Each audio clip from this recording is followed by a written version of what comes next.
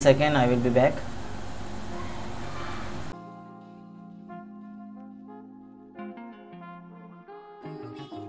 Hi, andarki kudanu welcome to Telugu Tutor live coaching. Today we are going to discuss about the heat. Heat ante emiti ఉష్ణం గురించి మనం గత class లో కొంతవరకు చెప్పుకోవడం జరిగింది. దాన్ని కొనసాగింపుగా ఇప్పుడు మనం మరికాస్త చెప్పుకోబోతున్నాం. అండ్ వ్యూవర్స్ అందరికి కూడాను హాయ్ అండ్ వెల్కమ్ అండి అందరికి కూడాను. సో ఈ రోజు కూడాను మీరు న్యూ సబ్స్క్రైబర్ అయితే ఇంతవరకు ఎప్పుడు చూడకపోయినట్లయితే ప్లీజ్ సబ్స్క్రైబ్ చేసుకోండి. అండ్ ఈ సిరీస్ అనేది మీకు కంటిన్యూగా వస్తూనే ఉంటుంది. కావున ఈ వీడియోస్ని అయితే మిస్ కాకుండా ఉండాలంటే మాత్రం బెల్ ఐకాన్ కూడా టచ్ చేయండి. సో ఈరోజు మనం day 2 session 2 it is heat గురించి మాట్లాడుకుంటున్నాం. హీట్ గురించి మాట్లాడుకుంటూ గత క్లాస్లో అయితే మనకి ప్రమాణాలు ఏ విధంగా మార్చాలి అనే దాని గురించి చెప్పుకున్నాం. బట్ ఈ క్లాస్లో అయితే మనం ఏం చేయబోతున్నామంటే స్పెసిఫిక్ హీట్ అంటే ఏమిటి అనే దాని గురించి మనం మాట్లాడుకోబోతున్నాం. ఓకేనా, స్పెసిఫిక్ హీట్. అండ్ ఈరోజు కూడా is specific heat. So specific heat అంటే అర్థం ఏమిటి? Can anyone guess?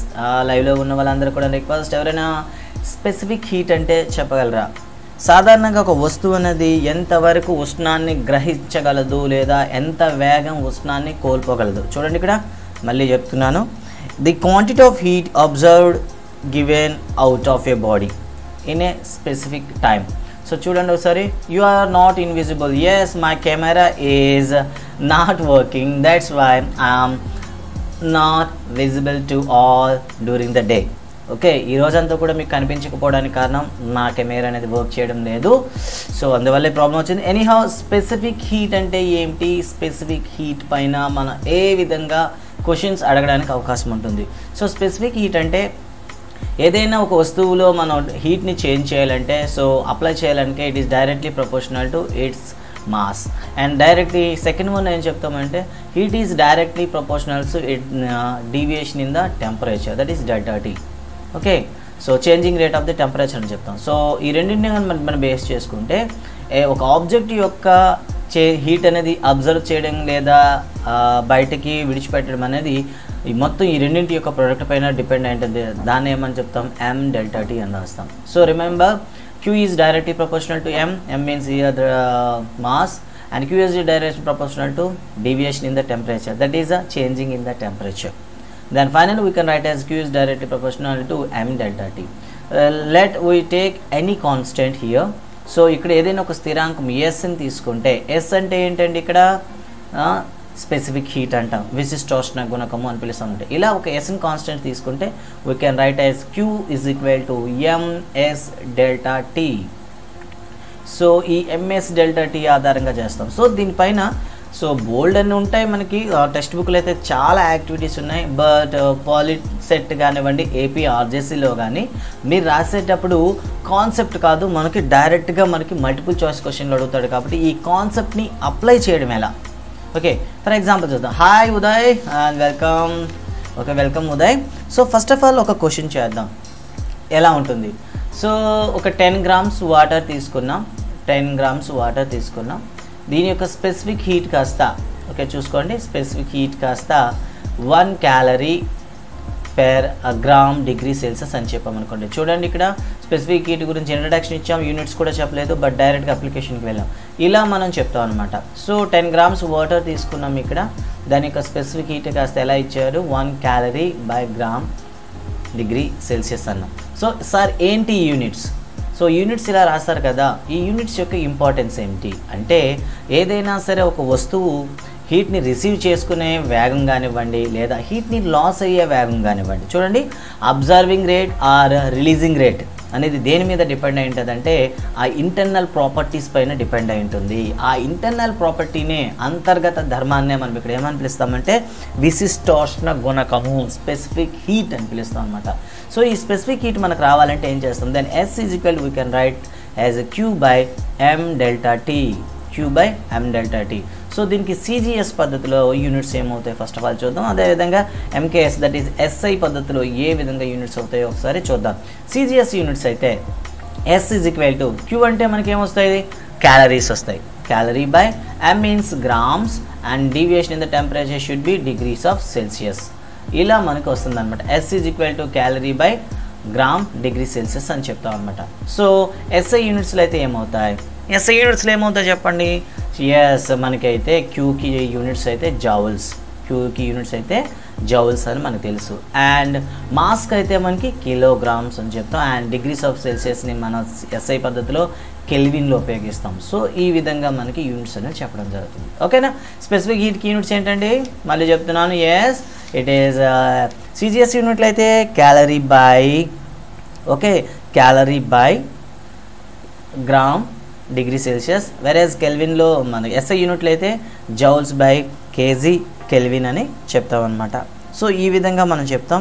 And next one అయితే మనకి ఇంకో గుర్తుంచుకోవాలి. సో దీన్ని కన్వర్ట్ చేంజ్ చేస్తాం అనుకో, యూనిట్స్ చేంజ్ చేసుకుంటే ఏ విధంగా వస్తాయి, సో యూనిట్స్ని ఏ విధంగా దీన్ని కన్వర్ట్ చేయాలి అనేది కూడా మనకు ఒక ప్రాబ్లం ఉంటుంది. సో ఆ ప్రాబ్లం అనేది సో మీకు తెలుసు కదా, ప్రాబ్లం అనేది ప్రాబ్లమ్స్ టైంలో చేద్దాం. ఓకే, నౌ ఇప్పుడు దీన్ని ఏం చేద్దామంటే 1 గ్రామ్ వాటర్ని తీసుకుందాం. దాని యొక్క స్పెసిఫిక్ హీట్ అనేది 1 calorie per gram degree Celsius అన్నది. అయితే ఇక్కడ 10 గ్రామ్స్ తీసుకుంటే దీని యొక్క స్టార్టింగ్ టెంపరేచర్ 30 డిగ్రీ సెల్సియస్ ఉందనుకోండి. దీని యొక్క స్టార్టింగ్ టెంపరేచర్ ఉంది 30 డిగ్రీ సెల్సియస్. సో దీన్ని నేను ఎంతకు తీసుకురావాలనుకున్నాను, 60 డిగ్రీ సెల్సియస్కి తీసుకురావాలనుకుంటున్నాను. అయితే ఈ 10 గ్రామ్స్ వాటర్కి నేను ఎంత హీట్ అనేది అప్లై చేయాలి, ఎంత హీట్ అనేది నేను దీనికి అప్లై చేయాలి, how much heat energy is required to increase temperature from 30 degrees Celsius to 60 degrees Celsius in 10 grams of water.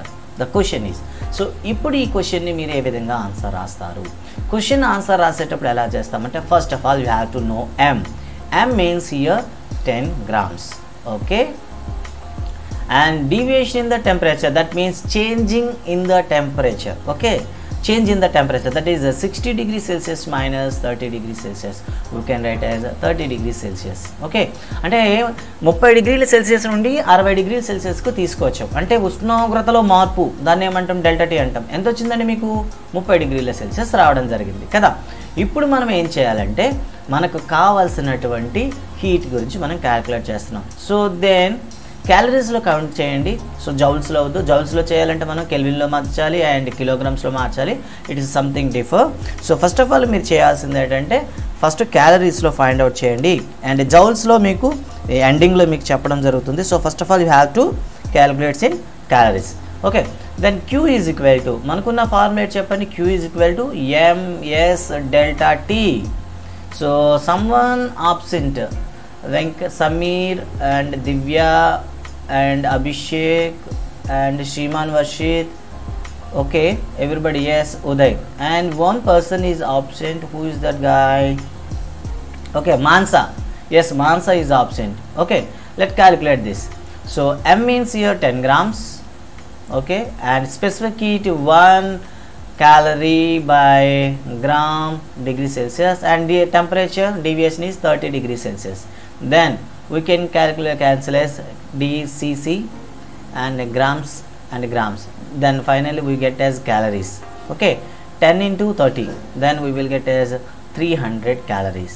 That is about the 300 of okay, 300 calories of heat is required to increase 30 degrees to 60 degrees temperature. Okay, now so there is a question for you. So మీకు ఇప్పుడు already అర్థమైంది అనుకుంటాను. So మీకైతే ఒక question అయితే మీకు ఇస్తున్నాను. So ఈ క్వశ్చన్ని మీరు ఏ విధంగా ఆన్సర్ చేస్తారో ఒకసారి చూద్దాం.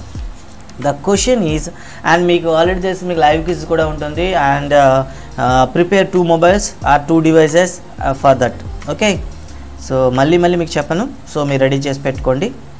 Let us see specific heat of copper. Okay, here specific heat of copper is 0.095 calorie by, okay, calorie by grams degree Celsius. చూడండి ఒకసారి, స్పెసిఫిక్ హీట్ ఆఫ్ కాపర్ తీసుకున్నాం. సో ఈ కాపర్లో మనం ఏం చేస్తామంటే ఒక 250 గ్రామ్స్ కాపర్ తీసుకున్నాం. ఎంత తీసుకున్నాం, 250 గ్రామ్స్ ఆఫ్ కాపర్ తీసుకొని దాని యొక్క ఇనీషియల్ టెంపరేచర్ కాస్త 20 డిగ్రీ సెల్సియస్ ఉందనుకోండి. దాన్ని ఇప్పుడు మనం ఏం చేయాలనుకున్నాను, 80 డిగ్రీ సెల్సియస్కు చేంజ్ చేయాలనుకున్నాను. ఓకే, గుర్తుంచుకోండి 20 డిగ్రీ సెల్సియస్ నుండి 80 డిగ్రీ సెల్సియస్కు చేంజ్ చేయాలనుకున్నాను. Then how much heat is required, how much heat is required. Okay, so ఇప్పుడు మీరు ఫైండ్ అవుట్ చేయాల్సింది ఏంటంటే ఎంత హీట్ అవసరం ఉంటుంది. సో వ్యూవర్స్ అందరికీ request, okay Mansa, welcome Mansa, you are late today's class. Okay Mansa, okay అమ్మా. సో ఇప్పుడు మీరు చేయాల్సింది ఏంటంటే ఈ ప్రాబ్లమ్ని ఆన్సర్ చేసి వ్యూవర్స్ అందరికీ కూడా రిక్వెస్ట్, సో కామెంట్ బాక్స్లో మీ ఆన్సర్ అయితే పెట్టండి. ఓకేనా, ఇది మనకు ఉండేటటువంటి స్పెసిఫిక్ హీట్ అనమాట. ఓకే, ఈ విధంగా మనం స్పెసిఫిక్ హీట్ని ఫైండ్ అవుట్ చేస్తాం అనమాట. So now we have to move the next concept. So next concept ఏంటంటే ఇక్కడ జాగ్రత్తగా చూడండి. నెక్స్ట్ కాన్సెప్ట్ ఏంటంటే ఏదైనా ఒక సబ్స్టెన్స్ని కానీ ఏదైనా ఒక పదార్థాన్ని తీసుకొని ఒక ఆబ్జెక్ట్ని తీసుకొని సో దాన్ని మనం హీట్ అప్లై చేస్తే ఏమవుతుంది చెప్పండి, it will get as some deviation in the temperature. And why it will occurs, why ఎందుకు దాంట్లో ఉండేటటువంటి హీట్ అనేది చేంజ్ అవుతుంది. సో క్వశ్చన్ ఏంటంటే ఒక ఆబ్జెక్ట్ని తీసుకొని దానికి హీట్ అప్లై చేస్తే so it may be lesser, so object కన్నా తక్కువగానే మనం అప్లై చేస్తామంటే టెంపరేచర్ తగ్గుతుంది. సో ఆబ్జెక్ట్కి ఉన్న హీట్ కన్నా మనం ఎక్కువ హీట్ కానీ ఆబ్జెక్ట్కి ఉన్న టెంపరేచర్ కన్నా ఎక్కువ హీట్ని, that means deviation the temperature అని చెప్తున్నాం కదా. సో ఉన్నదానికన్నా ఎక్కువ మనం అప్లై చేస్తే ఏమవుతుంది, టెంపరేచర్ అనేది పెరగడానికి అవకాశం ఉంటుంది. సో ఎందుకు అలా జరుగుతుంది, బికాజ్ ఆఫ్ ఇంటర్నల్ ఎనర్జీస్. అంటే ప్రతి పదార్థము కూడాను కొంత ఇంటర్నల్ ఎనర్జీని కలిగి ఉంటుంది. సో ఇంటర్నల్ ఎనర్జీ అంటే ఏంటి, so first of all internal energy అంటే ఏంటి మనకు తెలిసి ఉండాలి. ఓకే, సో సాధారణంగా ఒక పదార్థం తీసుకున్నట్లయితే, ఏదైనా ఒక సబ్స్టెన్స్ తీసుకున్నట్లయితే, ఏదైనా ఒక సిస్టమ్ తీసుకున్నట్లయితే ఆ మాలిక్యూల్స్కి different type of energy levels ఉంటాయన్నమాట. So no problem Sameer, we will explain at last. Okay, it is the your question, not for you. Okay Sameer, don't be anxiety, that is question for the offline viewers, not for you. We will explain at the last. Okay, next one చూద్దాం ఒకసారి. So ఏదైనా ఒక పదార్థం తీసుకున్నట్లయితే internal energy అనేది కొంత ఉంటుంది. So internal ఎనర్జీలో ఏ ఎనర్జీస్ అనేవి మనం కౌంట్ చేయాల్సి ఉంటుంది. First one, it is linear kinetic energy, that is linear kinetic energy అనమాట. సో ప్రతి మాలిక్యూల్ కూడాను కొంత కైనెటిక్ ఎనర్జీ ఉంటుంది. ఈ కైనెటిక్ ఎనర్జీ అనేది ఒక స్ట్రైట్ వేలో అప్లై చేస్తాయి అనమాట. దాన్ని ఏమని పిలుస్తాం, లీనియర్ కైనెటిక్ ఎనర్జీ అని పిలుస్తాం అనమాట. ఓకే, లీనియర్ కైనెటిక్ ఎనర్జీ అని పిలుస్తాం. అండ్ సెకండ్ వన్, సో ఈ మాలిక్యూల్స్ అనేవి సిస్టంలో ఉన్నంత వరకు, ఒక పర్టికులర్ పొజిషన్లో ఉన్నంతసేపు వాటికి కొంత ఏముంటుంది చెప్పండి, స్థిర శక్తి అని పిలుస్తాం. వస్తువుకు స్థితి వల్ల వచ్చేది కదా స్థితి శక్తి అంటాం. దాన్నే మనం ఏమంటామంటే పొటెన్షియల్ ఎనర్జీ అని పిలుస్తాం. ఇక్కడ వాటిని ఏమని పిలుస్తాం, potential energy. Okay, potential energy అని పిలుస్తాం అనమాట. ఇక థర్డ్ వన్ చూద్దాం.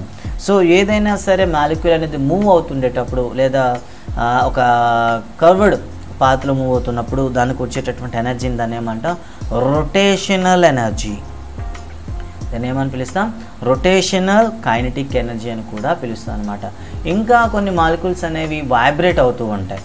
సో ఇలా వైబ్రేట్ అవ్వడం వల్ల వాటికి వచ్చిన ఎనర్జీని మనం ఏమంటాం, వైబ్రేషనల్ ఎనర్జీ అని పిలుస్తాం అన్నమాట. సో ఈ 4 ఎనర్జీస్ని కలిపి మనం ఏమంటామంటే, ఓకే, ఈ 4 ఎనర్జీస్ని కలిపి మనం ఏమని పిలుస్తామంటే సింపుల్గా ఇంటర్నల్ ఎనర్జీ అని పిలుస్తాం అన్నమాట. సో ఏ మాలిక్యూల్, ఏ పదార్థం తీసుకున్నా, ఏ సబ్స్టెన్సెస్ తీసుకున్నా అందులో మీకు ఏం కనిపిస్తాయంటే ఈ 4 రకాల ఎనర్జీస్ అనేవి కనిపిస్తాయి అన్నమాట. అయితే మనం హీట్ అప్లై చేసేటప్పుడు ఈ హీట్ అనేది ఏమవుతుంది, డైరెక్ట్గా ఈ 4 ఎనర్జీస్ని కూడా ఇంపాక్ట్ చేస్తుంది అనమాట.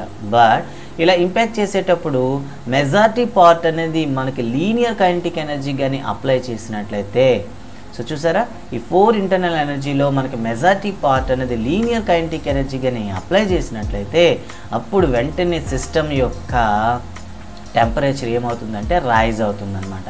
సిస్టమ్ యొక్క టెంపరేచర్ అనేది రైజ్ అవుతుందన్నమాట. చూస్తున్నారా? ఎస్, అంటే ఇంటర్నల్ ఎనర్జీ అనేది ఉండే 4 క్వాంటిటీస్లో మనం డైరెక్ట్గా కానీ లీనియర్ కైనెటిక్ ఎనర్జీని కానీ మనం ఇంక్రీజ్ చేసినట్లయితే ఏమవుతుందంటే దాని టెంపరేచర్ అనేది రైజ్ అవుతుంది జరుగుతుందన్నమాట. So we can write as the kinetic చూడండి ఒకసారి, temperature is directly proportional to the kinetic energy, linear kinetic energy అని మనం చెప్తాం అనమాట. ఓకేనా? సో ఇక్కడ గుర్తుంచుకోండి. ఇంకా నెంబర్ 1 అంటే కైనెటిక్ ఎనర్జీ అనేది దేని మీద డిపెండ్ అయి ఉంటుంది చెప్పండి. సో ఈ కైనెటిక్ ఎనర్జీ అనేది ఆ సబ్స్టెన్స్లో ఉండేటటువంటి మాలిక్యూల్స్ పైన డిపెండ్ అయి ఉంటుంది అనమాట. మాలిక్యూల్స్ ఎక్కువ ఉన్నాయనుకోండి linear average of the linear kinetic energy ఎక్కువ అవుతుంది. మాలిక్యూల్స్ తక్కువ ఉన్నాయనుకోండి average of the linear kinetic energy తగ్గుతుంది అనమాట. సో డైరెక్ట్గా మనం రాస్తాం temperature is directly proportional to average of the linear kinetic energy and linear kinetic energy is directly proportional to number of molecules. So ఈ విధంగా మనం ఎక్స్ప్లెయిన్ చేస్తాం అనమాట. సో ఈ పాయింట్ అనేది మన టెక్స్ట్ బుక్లో మిస్ అవుతుంది. సో గుర్తుంచుకోండి. సో లీనియర్ కైనెటిక్ ఎనర్జీ అనేది దేనికి ప్రపోర్షనల్గా ఉంటుంది అంటే డైరెక్ట్గా నెంబర్ ఆఫ్ మాలిక్యూల్కి ప్రపోర్షనల్గా ఉంటుందన్నమాట. సో ఇది మనకు ఉండేటటువంటి బేసిక్ కాన్సెప్ట్స్ అనమాట. నౌ ఏవైనా 2 డిఫరెంట్ టెంపరేచర్స్ ఉండేటటువంటి 2 సబ్స్టెన్సెస్ అనేవి కానీ ఒక దగ్గర తీసుకొని వచ్చినట్లయితే సో వాటిలో టెంపరేచర్ ఏ విధంగా ఎక్స్చేంజ్ అవుతుంది. సో ఇలా టెంపరేచర్ ఎక్స్చేంజ్ అయ్యే విధానాన్ని చెప్పే ఫార్ములానే మనం ఏమంటామంటే principle of mixture method of చూడండి principle of method of mixer అని పిలుస్తాం అన్నమాట. Method of mixer okay, principle of method of mixture అని పిలుస్తాం. అంటే M1 మాస్ ఉండి T1 టెంపరేచర్ ఉండే ఒక సబ్స్టెన్స్ని మనం ఏం చేస్తున్నాం M2 మాస్ ఉంటూ T2 టెంపరేచర్ ఉండే మరో సబ్స్టెన్స్తో మనం యాడ్ చేసినట్లయితే ఫలితంగా వచ్చే ఫైనల్ టెంపరేచర్ ఎంత ఉంటుంది అని తెలుసుకోవడానికి ఈ మిక్చర్ మెథడ్ ఫార్ములా అనేది ఉపయోగిస్తాం అనమాట. Yes, can you one guess the mixture method formula? ఎవరైనా చెప్పగలరా? Yes, that is M1 T1 plus M2 T2 by M1 plus M2గా మనం చెప్తాం అనమాట. సో ఇలా అయితే ఒక క్వశ్చన్ చేద్దాం. సో 2 గ్లాసులు తీసుకుందాం. So first glass carries some water and second glass carries some other water. So first గ్లాస్లో మనకి సో 10 grams వాటర్ ఉందనుకుందాం. So at 30 degrees Celsius. And second గ్లాస్లో చూసుకున్నట్లయితే మనకి సెకండ్ గ్లాస్లో చూసుకున్నట్లయితే 40 చూడండి ఇక్కడ ఒక 30 grams వాటర్ ఉందనుకుందాం. అండ్ దీని యొక్క టెంపరేచర్ చూస్తే 50 degrees Celsius ఉందనుకుందాం. ఈ రెండింటిని కూడా ఏం చేసాం మిక్స్ చేసి ఒక బిగ్ జార్లో వేసాం అనుకుందాం. రెండింటిని కూడా ఏం చేసాము ఒక పెద్ద బౌల్లో వేసాం అనుకోండి. బౌల్లో వేసుకుంటే ఫైనల్ టెంపరేచర్ ఎంత అవుతుంది. సో ఇక్కడ ఈ ఫార్ములా మీరు యూజ్ చేయాలన్నమాట. ఎలా? M1 అంటే ఎంత అండి 10, M2 అంటే ఎంత అండి మీకు తెలుసు కదా.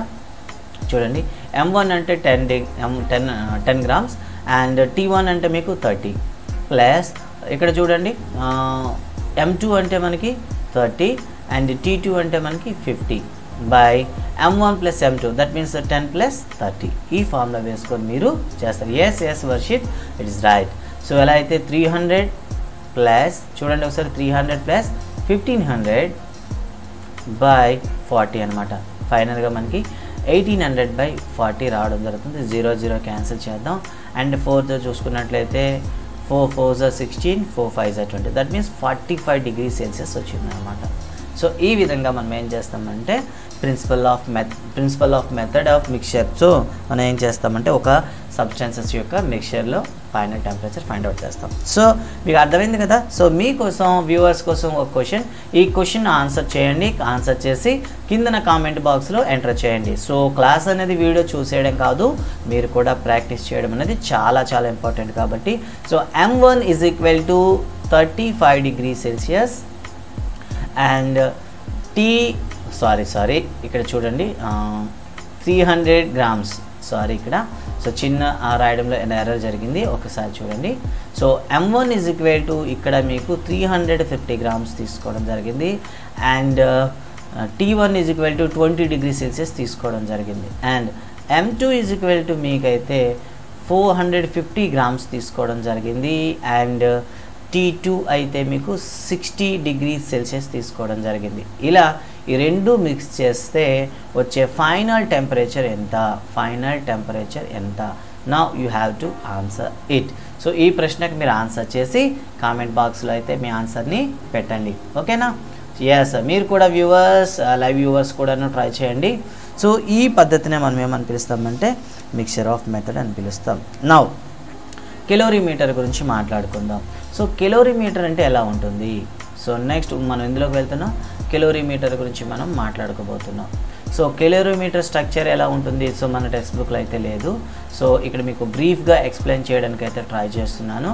సో కెలోరీమీటర్ అనేది ఒక వుడెన్ బాక్స్ ఉంటుంది అండ్ మధ్యలో మీకు ఒక కాపర్ బౌల్ ఉంటుంది. ఈ కాపర్ బౌల్ చుట్టూ కూడా మీకు ఏముంటుందంటే ఇన్సులేటర్ అనేది ఫిక్స్ చేయడం జరుగుతుంది అనమాట. ఎందుకంటే డూయింగ్ ద ప్రాసెస్ హీట్ అనేది లాస్ కాకుండా ఉండడానికి. అండ్ ఈ పైన ఏదైతే మీరు టాప్ చెప్పుకున్నారో ఈ టాప్ అనేది మనకి ఓపెన్ చేయడానికి అండ్ క్లోజ్ చేయడానికి ఈజీగా ఉంటుంది. అండ్ లోపల వైపు చూసినట్లయితే సో లోపల జరిగేటటువంటి టెంపరేచర్ని చేంజెస్ని మనకు మెజర్ చేయడానికి ఖచ్చితంగా ఏముంటుంది, ఒక థర్మామీటర్ అనేది ఈ ఏదైతే చెప్పామో ఈ హోల్ ద్వారా లోపలికి ఫిక్స్ చేయడం జరుగుతుంది అనమాట. ఓకేనా? సో ఇలా మనకి టెంపరేచర్ని మనకి మెజర్ చేయడానికి లోపలైతే మనకి ఏముంటుంది, ఒక థర్మామీటర్ అనేది ఉంటుంది. అండ్ నెక్స్ట్ వన్ ఇంకోటి గుర్తుంచుకోవాలి, లోపల టెంపరేచర్ అనేది కరెక్ట్గా మిక్స్ అవ్వడం కోసం ఒక చిన్న గరిటె లాంటి ఒక నిర్మాణం ఉంటుంది. ఓకే, ఒక చిన్న గరిటె లాంటి నిర్మాణం ఉంటుంది, గుర్తుంచుకుంటారు. ఓకేనా? సో ఇప్పుడు ఇందులో మనం ఏం చేస్తామంటే ప్రాసెస్ ఏంటంటే ముందు కొంత వాటర్ మనం తీసుకుంటాం. So we will take some water in it. So ఇందులో వాటర్ తీసుకొని ఏం చేస్తామంటే కొంత వాటర్ మనం ప్లేస్ చేసి దాని యొక్క ఇనీషియల్ టెంపరేచర్ని మనం మెజర్ చేస్తాం అనమాట. సో ఇనీషియల్ టెంపరేచర్ మెజర్ చేసి ఇప్పుడు ఏం చేస్తామంటే ఏ ఆబ్జెక్ట్ యొక్క సబ్స్టెన్స్ని మనం మెజర్ చేయాలనుకుంటున్నామో దాన్ని ఒక స్పెసిఫిక్ హీట్ అంటే ఒక ఖచ్చితమైన టెంపరేచర్, ఒక హై టెంపరేచర్ వద్ద 100 డిగ్రీ సెల్సియస్ వద్ద వేడి చేసి క్యాప్ ఓపెన్ చేసి లోపల వేసేస్తాం. క్యాప్ ఓపెన్ చేసి ఏదైతే ఉందో ఆబ్జెక్ట్ని ప్లేస్ చేస్తాం. ఫర్ ఎగ్జాంపుల్ జింక్ గ్రాన్యూల్ కావచ్చు, ఐరన్ గ్రాన్యూల్ కావచ్చు. ఈ గ్రాన్యూల్ అనేది ఏం చేస్తాం, దాంట్లో వేసి కప్పెట్టేస్తాం. కప్పెట్టేసి గరిటె ఉంది చూసారా, దీన్ని స్టెరర్ అంటామని చెప్తాం. ఈ స్టెరర్తో ఏం చేస్తామంటే బాగా మిక్స్ చేస్తాం. బాగా మిక్స్ చేస్తే ఏమవుతుంది చెప్పండి, ఈ లెడ్ షాట్లో ఉండే టెంపరేచర్ కాస్త వాటర్కి ఏమవుతుంది, ఎక్స్చేంజ్ అవుతుంది అనమాట. లెడ్ షాట్లో ఉండే టెంపరేచర్ కాస్త వాటర్కి ఎక్స్చేంజ్ అవుతుంది అనమాట. ఇలా ఎక్స్చేంజ్ అవ్వడం వల్ల లోపల ఏమవుతుంది చెప్పండి, ఎంతవరకు ఇలా ఎక్స్చేంజ్ అవుతుంది, రెండు కూడాను ఈక్విలిబ్రియంకి వచ్చినంత వరకు. సో ఈక్విలిబ్రియం వచ్చేటప్పుడు మనం ఈజీగా మనం ఎక్కడ గమనించవచ్చు అంటే ఈ థర్మామీటర్లో ఉండే రీడింగ్లో మీరు అబ్జర్వ్ చేయొచ్చు. ఎందుకు చెప్పండి, సో ఇనిషియల్ స్టేజ్లో దీని టెంపరేచర్ లోలో ఉంటుంది అంటే రీడింగ్ తక్కువగా ఉంటుంది. ఎప్పుడైతే లెడ్ షాట్ యొక్క టెంపరేచర్ అనేది వాటర్కి ఎక్స్చేంజ్ అయిందో, హీట్ అనేది ఎక్స్చేంజ్ అయిందో గ్రాడ్యువల్గా ఏమవుతుంది, లెవెల్ అనేది ఇంక్రీజ్ అవుతుంది. కొంతవరకు ఇంక్రీజ్ అయ్యి కాసేపు అయిన తర్వాత ఇక లెవెల్ అనేది ఇక పెరగకుండా కాన్స్టెంట్గా ఉండిపోతుంది అనమాట. ఆ టెంపరేచర్ని మీరు ఫైనల్ టెంపరేచర్గా తీసుకుంటారన్నమాట. దట్ ఈస్ టీగా తీసుకుంటాం, T3గా తీసుకోండి. సో ఇక్కడ చూడండి, సో వాటర్ యొక్క టెంపరేచర్ T1 అనుకుందాం, అలాగే హీట్ చేసిన లెడ్ షాట్ టెంపరేచర్ T2 అనుకుందాం, ఫైనల్ టెంపరేచర్ T3 అనుకుందాం. సో ఇక్కడ మనకి టెంపరేచర్ చేంజ్ ఏమొచ్చిందని చెప్తాం డైరెక్ట్గా T3 - T1 వాటర్లో ఎక్స్చేంజ్ అయినటువంటి టెంపరేచర్. అండ్ లెడ్ షాట్స్లో అయితే స్టార్టింగ్లో T2 ఉండేది, ఫైనల్కి వచ్చేసరికి T3 అయిపోయింది. సో ఇక్కడ వచ్చిన ఎక్స్చేంజ్ ఎంత అంటే మనం T3.